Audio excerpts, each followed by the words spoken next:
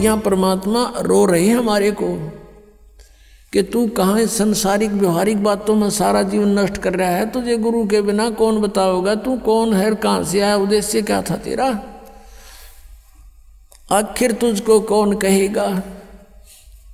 गुरु बिन आत्मज्ञान है और उसके निकट नहीं जा रहे तुम। आप देखते हो कितने व्यक्ति सत्संग में आते हैं, बाकी सारे अपने पेट के लिए दिन रात बस दौड़ धूप मचा रहे हैं।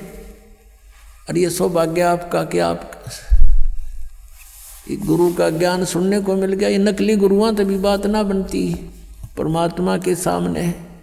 इस काल ने कितनी कठिनाई पैदा करी, झूठे गुरु भेज दिए, नकली ज्ञान बतावें, नकली नाम बतावें, और ये भोली आत्मा उनको परम धनी मान के पूर्ण गुरु मान करके आंखें बंद करके बैठे श्रद्धालु। अब उनको कहते हैं कि तुम्हारी साधना गलत है, वो नाराज हो जाते हैं और लड़ने को उतारू हो जाते हैं। अब बूढ़ी आत्मा है, उन्होंने तो उनको पूर्ण संत मान रखे है, उनको क्या कहेगा पता नहीं। तो पुण्यात्माओं, यदि आप किसी मार्ग पर जा रहे हो, आगे से आपको कोई कहता कि मार्ग ठीक नहीं आपका, तो बुद्धिमान व्यक्ति को वहाँ रुक जाना चाहिए, उसकी बातों पर कुछ जोर देना चाहिए, उसके साथ झगड़ा नहीं करा कि तू झूठ क्यों बोला है, क्यों गलत बता रहा है मेरे मार्ग को। इसमें लड़न की बात से भाई, अगर आपको कॉन्फिडेंस है कि मैं सही जा रहा हूँ तो चला गया, नहीं इसने जैसा कहा उसको आपको बता दिया भी, अगर रास्ता ठीक नहीं तेरा यूँ, तो उसके साथ झगड़ा नहीं करना होता। कोई भी ना करता ऐसे तो, बल्कि विचार करता आदमी कि सचमुच इसने क्यों ऐसा कहा, भाई पता तो करें, कारण पूछे, फिर वो कारण बतावे, उससे ना यकीन हो दूसरे तो पूछे, तीसरे तो पूछे, तो जब फाइनल हो जाए उस मार्ग पर फिर चलना चाहिए। और इसी में यही बुद्धिमता है। तो पुण्यात्मा दास बार बार कह रहा है कि ना तो राधा स्वामी पंथ, दंडम सतगुरु पंथ, जय गुरुदेव पंथ वालों के पास मोक्ष मार्ग नहीं है, ये जीवन नाशक है, ये बिल्कुल इनके नाम भी गलत, इनका ज्ञान भी गलत। और इनके प्रवर्तक की आपको दिखा दी तो शिवदयाल जी की के दुर्गति हुई कमरा, शिवदयाल जी की मरने के बाद वो भूत बन गया और वो बलोचिस्तानी सामस्ताना खेमामल जी इंजेक्शन रिएक्शन से मृत्यु होगी। और एक और वो उनके बाबूजी साहब, उसकी हिस्ट्री पढ़ लो तो वो कितने जन थे भुगत का मेरा। अब क्या बताते हैं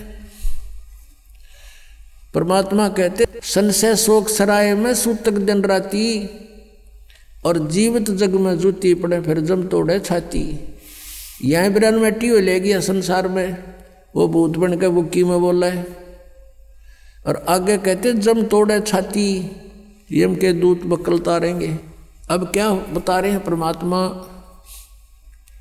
कि यो सौदा फिरना ही संतो, यो सौदा फिरना ही, ये लोहे जैसा ताव जात है काया देश राही, और तीन लोक और भवन चतुर्दश सब जग सौदे आही।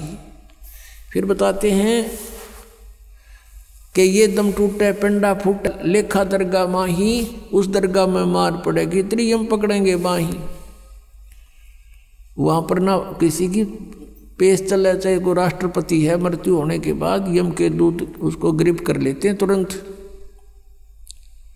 और वहाँ खड़ा कर देते हैं दरबार के अंदर।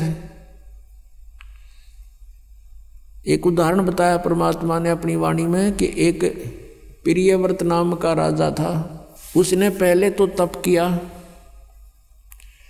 तप से उसको राज्य प्राप्त हुआ, और जब राज्य का समय पूरा हुआ तो यम के दूत पकड़ कर ले गए, उसको धर्मराज के दरबार में खड़ा कर दिया।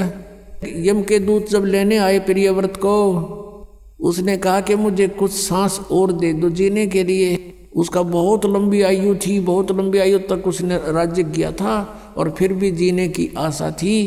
कहा यम के दूतों से कि मुझे कुछ और सांस दे दो।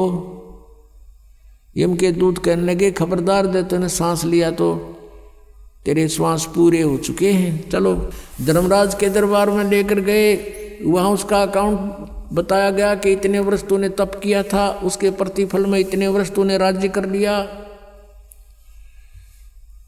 अब बता कुछ करके लाया आगे के लिए।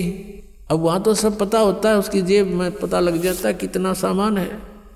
कहने लगा जी नहीं, तकसीर होगी। कहने लगे इसका काला मुंह करो। अब प्रियव्रत कहता है मेरा काला मुंह क्यों किया जाता है, राजा था पूरी पृथ्वी का। तो धर्मराज ने कहा कि भक्ति के लिए भेजा था, भक्ति करे नहीं डले डोए।